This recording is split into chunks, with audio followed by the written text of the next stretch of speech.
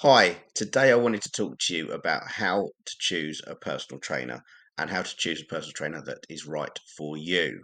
So, there's a few things to look out for.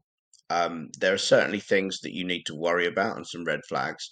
But firstly, I would say look at what you're looking to achieve. What are your goals? And choose a trainer that is appropriate to that. So for weight loss, look for a body recomposition sort of expert. For muscle building, look for a more bodybuilding sort of background trainer.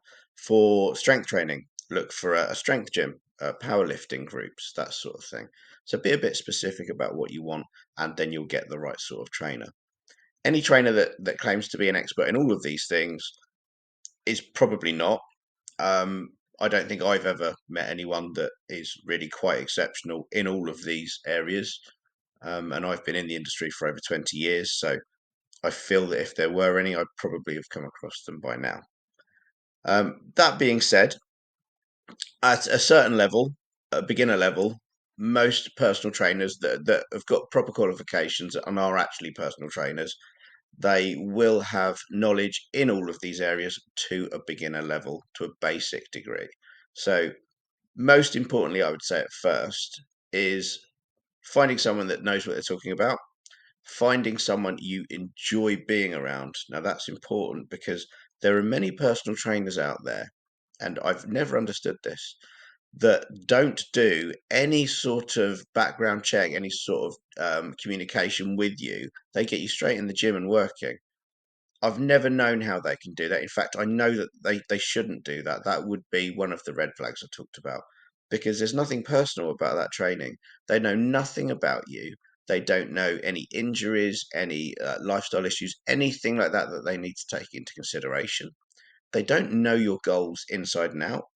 They haven't had the time to sit down and make a plan with you about how you're going to reach the goals, how soon you want to reach the goals, how safely you can get to those goals, and just get you into the right place before you even begin your training to understand what's ahead of you, what you need to do, and what it's likely going to look like.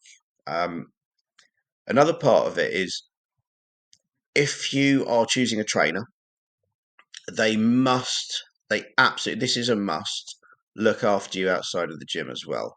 And I don't mean help you cross the road or carry your shopping for you. I mean look after you in that you know what to do at meal times, how many calories you should be consuming per day for your ideal body weight.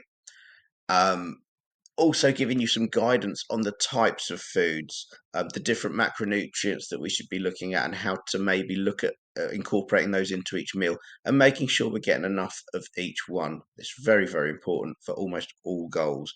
In fact, it's probably 80% of most goals. The 20% of the gym is important nonetheless, but most of it happens outside the gym. The way I always look at it is in a week, there's 168 hours. If you're in the gym for one, two, three, four, or even five of those hours, it's still not a lot in the grand scheme of things. You must look at the other 168 hours or 163 if you're doing 5 hours. Um, the next thing I would say is don't try to do it cheaply. And I know that sounds really easy for me to say, and financial constraints are on everyone. But what I will say is there is a difference between spending £5 on a good exercise class or £10 on a good exercise class and paying £40 on a really bad PT session.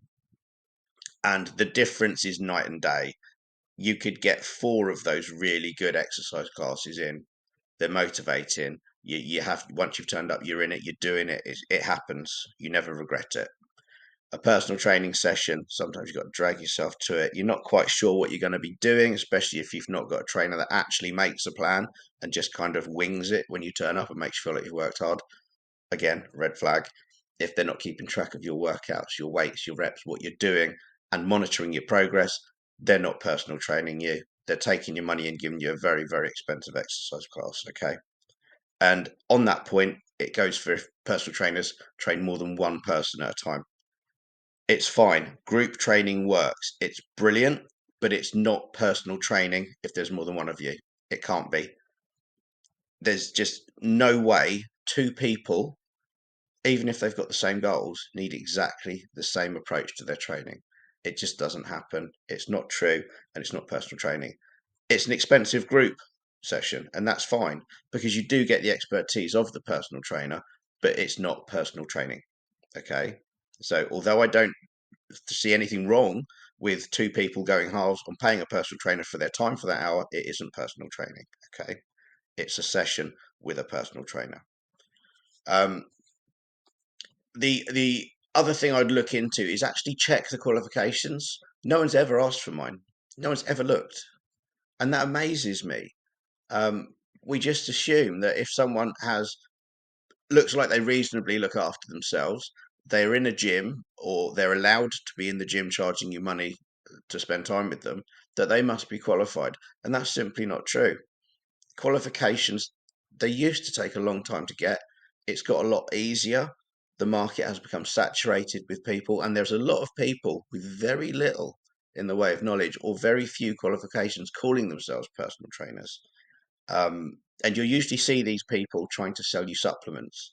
That seems to be the natural progression. If they don't get all the qualifications and actually succeed in working on a gym or succeed in working with people one on one outside of the gym, they tend to try and get people in for big group sessions, and then they try to sell them supplements. It's been happening for years. It doesn't end well. They're not qualified to help you with nutrition most of the time. And again, it's just a bad route. It's money, financial constraints usually lead people into these places, but you end up worse off because the amount you spend on these supplements is incredible, even if the classes are ridiculously low prices for you to get into. They bank on getting numbers in, and they bank on a certain amount of those numbers starting to buy their product, and then worse more, selling it to their friends so they can make the money up to buy more. It's just ridiculous, and it should be better regulated.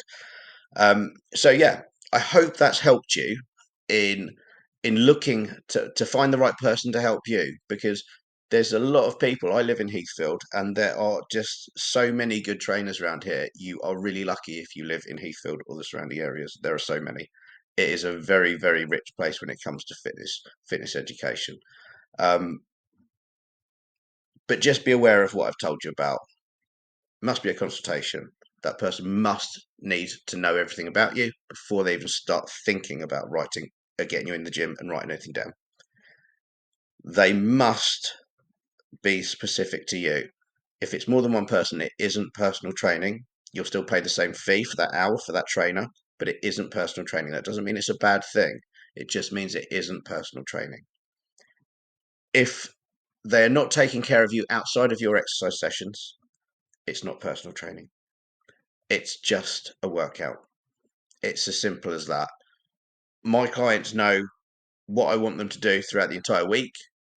They look at I have an app, and they check off everything they've done. They record their weight, they send it over to me. They log in with me, and I'm in constant contact with them outside of the sessions as well as in them. I hope that's helped you, and it's made a bit of sense, because I really wanted to get something out there just to reach out a little bit and say there is help available. And just because on the front of it it might look expensive, when it comes down to it, it's not. It's really not.